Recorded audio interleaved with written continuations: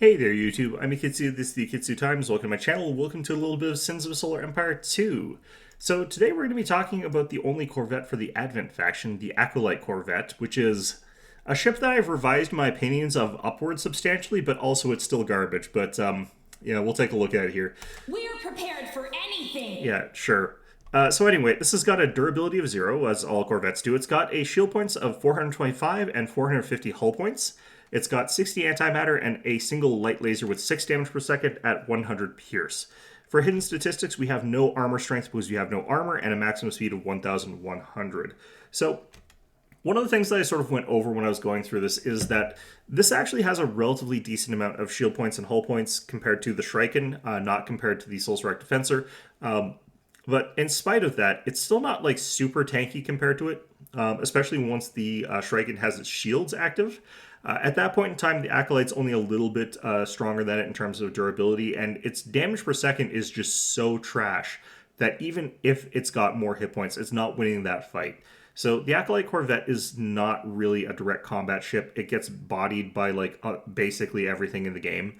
And even if it's capable of fighting something that cannot fight back against it fundamentally, like maybe it's fighting against a Javelus or something like that, which really can't hit the Acolytes at all, you're still in a situation where you can't deal any damage to the Javelus. So the Acolytes are supremely bad as far as their combat capabilities go, even with upgrades, even with everything going for it. There are things that I think need to be done to this that would make it more interesting and better, but we'll get into that a little bit later. So what is the point of these damn things?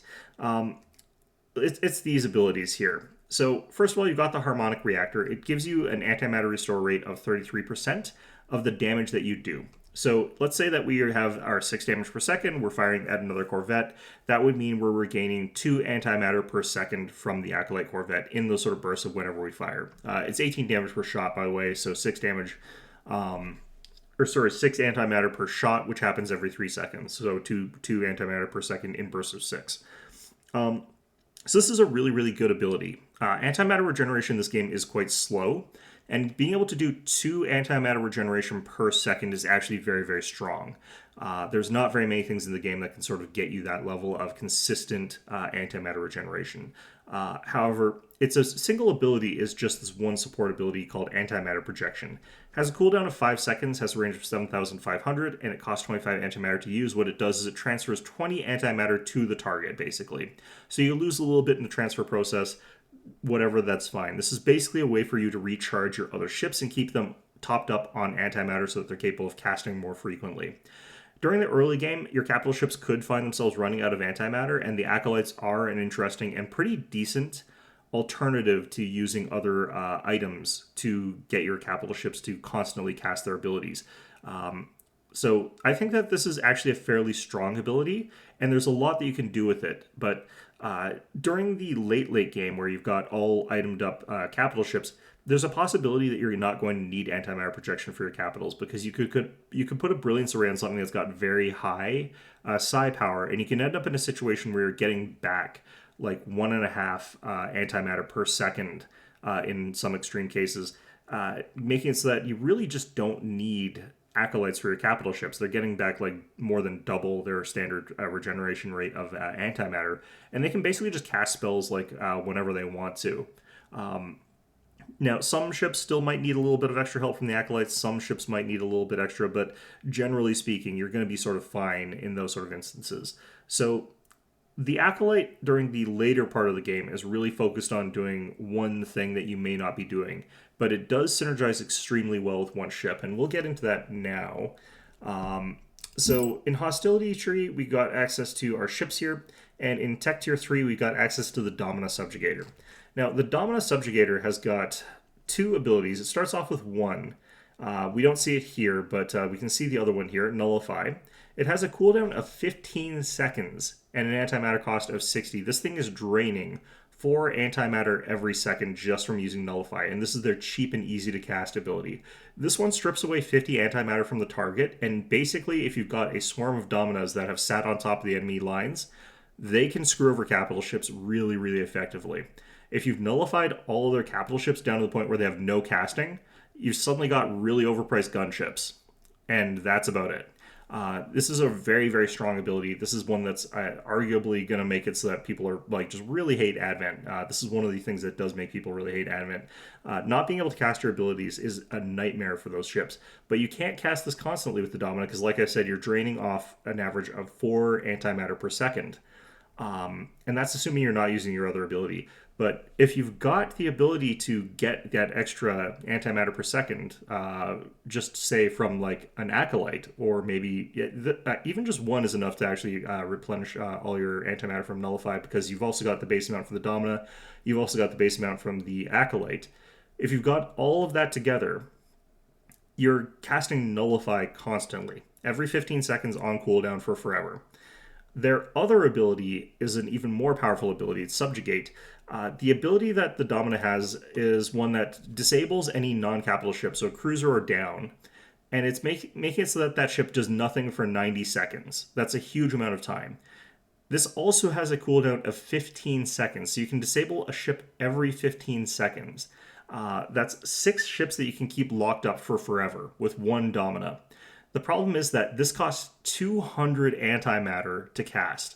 So, yeah, you're not actually capable of casting this on cooldown, no matter what you do with text, no matter what you do with Brilliance Arrays. You have to use Acolytes if you're going to go for that. If you want it casting both of its abilities constantly, you kind of need like both the Brilliance Array with a very high psi power, and you also need approximately 5 Acolytes. And that's quite an investment until you remember the total supply cost of that entire little group there is only 23. That's not actually that bad, considering that you could potentially be locking up a total of 6 enemy Harkas for 23 supply. And they can't really do anything to fight back against that. There's not much that they can actually do to counter that. And while you're doing that, you're also draining all the antimatter off of a capital ship because, like I said, you're still capable of casting both of those abilities on cooldown with 5 Acolytes and the rest of that setup there. So this is an extremely, extremely powerful combination. And this is probably one of the reasons why the Acolyte is held back in terms of its performance in combat. Because that one synergistic ability, the fact that it's really good with capital ships during the early phase of the game, where you're running out of antimatter quickly, where you might not normally have, for example, a Radiance that's capable of casting both the antimatter detonation and Malice, you can use Acolytes and suddenly they can cast both of those. That's really, really strong for them. There's a lot of little things that these can do during the early game before you've got a really high psi power Brilliance Array running. That can make it so that you can cast more easily and more smoothly and more constantly. And that just makes it so that the Advent capital ships can really scale up in power relative to their opponents. If they made it so that this was also really good killing stuff, and I do think they should be a little bit better at killing stuff in spite of all this, they might be a little bit overbearing. But as it is, people still don't really use the Acolytes that much. I do like using them from time to time. I do actually use them in certain compositions, but there's probably a good reason why they're kept relatively in check. I still think that they do need a little bit more damage, though. So let's go over the tech tree and see these sort of priority research things here. So as far as energy goes, the most important thing by far is the laser cannon upgrades. Not only is this going to make it so they can deal a little bit more damage, their damage while low is still existent. You're going to want this because it also increases their antimatter regeneration by the larger amount there. You do get energy back from getting like quick reaction cycling, synergistic reaction, stuff like that. You do increase the maximum pool size, but if you can get a 2-for-1 by getting the laser damage increase, making it so they deal more damage and they get more antimatter back, that's the biggest value for this type of ship. So if you're going for a really big early game like Acolyte Rush for some damn reason, you're getting a couple capital ships out early, then yeah, this is going to be the one that you want first. For shields, this is going to be 50-50 which one you prioritize. The shield values are really good if you're getting focused down and you just want them to survive another hit. Obviously, like if these guys are getting focused, they're not going to have a chance to use their shield burst. But if you get the shield refresh, there are certain circumstances where this is way stronger. If you're up against ships that don't have good ability to track and destroy your corvettes, like you're up against a lot of flak defense or you're up against a lot of frigates or capital ships, then this can actually be quite strong. You're going to be taking a little bit of incidental damage as you're flying around in circles around the target. You're going to be getting hit by AoEs maybe. That's going to strip your shields away, but then you've got that opportunity to regain it all in that burst at the end there. That's actually quite strong for these guys if they're capable of getting into that sort of situation there. So if you're up against AoE or you're up against things that are not dedicated Corvette killers, then the shield burst is better. But if you're up against anything that can go after them deliberately, then the shields are better. However, these guys are so low damage that you might just get away with having them not worry about defense, because like if you got the choice between killing a disciple or killing like one of the acolytes, I probably would actually just kill the disciple. It'd be a little bit easier and it would do more. Of course, you also do gain benefits, like I said, from the antimatter techs here. Lastly, you've got like just the hit point ones. You don't get any benefit from the armor. These are still okay for these guys because they've got like okay hull points, but it's nothing that fantastic. You're still going to die pretty quickly even if you get these. And they're a little bit more expensive than their equivalent shield researches, so they're definitely not priority, but you're still going to want them anyway for these guys. The thing about them is you do want all the scaling for them, because for Advent Reborn, you're still potentially going to be looking at using these guys into the late game. Advent Wrath might use these guys into the late game. Advent Reborn has a couple reasons to use them into the late game. So for Harmony Research, if you're playing as Advent Wrath, you do also have access to Fury of the Unity, that culture plus 20% damage bonus. That does make it so that these guys scale pretty well in their damage, getting a total plus 56% there. That's not terrible. It's still not enough to make these guys super high damage dealers, but that also increases their antimatter regeneration rate, so that's pretty nice. On the other hand, if you're playing as Advent Reborn, you get Protection of the Unity. This gives you a plus 33% shield regeneration in combat. In combat, shield regeneration is really, really nice for these guys, because if they're zipping around and they're not getting focus fired down, they're getting hit by AoEs, it also makes them survive much better into those situations as well, similar to their shield burst. And in conjunction with shield burst and the Protection of the Unity, you can have these guys survive pretty much indefinitely against anybody that is not capable of focus firing down your Corvettes, which is pretty nice. I find that, typically speaking, since these guys are not like a focal point that the enemy really wants to take down, you can kind of get away with having them in your composition in spite of the fact that they're fairly light. And they'll just take a bunch of incidental damage as they're buzzing around, as enemy target tracking sort of breaks off the thing that they're trying to actually get at. And they take like a bunch of damage, but then if they've got the Protection of Unity and the shield burst, they come back into the fight swinging just as hard by the time the enemy actually does end up shooting them again, because they'll probably just accidentally shoot one of them again at a later point there. So that's everything for the text there. For Unity, for Advent Reborn, you're really just looking at Resurrection. A good Resurrection is capable of getting back an absolute ton of Acolytes, and it's pretty nice to be able to use them as an expendable sort of utility tool, and then just bring them all back so that you don't have to sort of wait till you've built more of them. You don't have to pay to build more of them. Just spend the focus down on Resurrection and get them all back there. There is that thing that you can do with Sacrifice that involves using a bunch of Malefic Locuses on Justicia. That's something that this faction does, but it's a really fringe thing. I wouldn't worry too much about it. Cleanse is kind of interesting in that if they're all getting kind of low because they're getting hit by an AoE, you could just kill a Disciple and it will bring all of them back up to basically full health, pretty much like even with just a level 1. But like they're not really something you protect with Cleanse. I don't think that that's the most intelligible way to use them.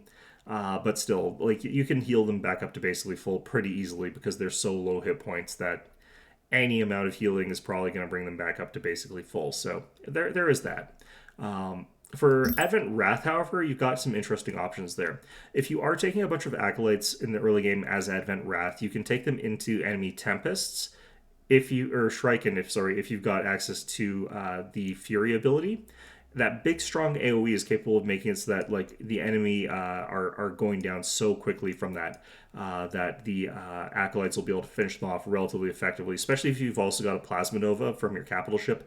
That alone will kill those things off, leaving your Acolytes relatively unmolested, making it so that they can sort of do the thing that they're planning on doing.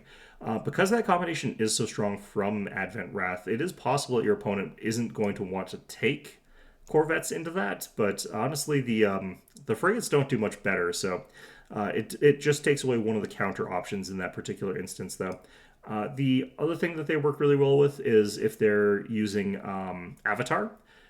This gives them that extra 10% damage, which does, of course, increase their ability to gain back antimatter a little bit. And you would use this in the instance where you started off with a capital ship that's like really ability hungry because it gives them that plus 30 psi power.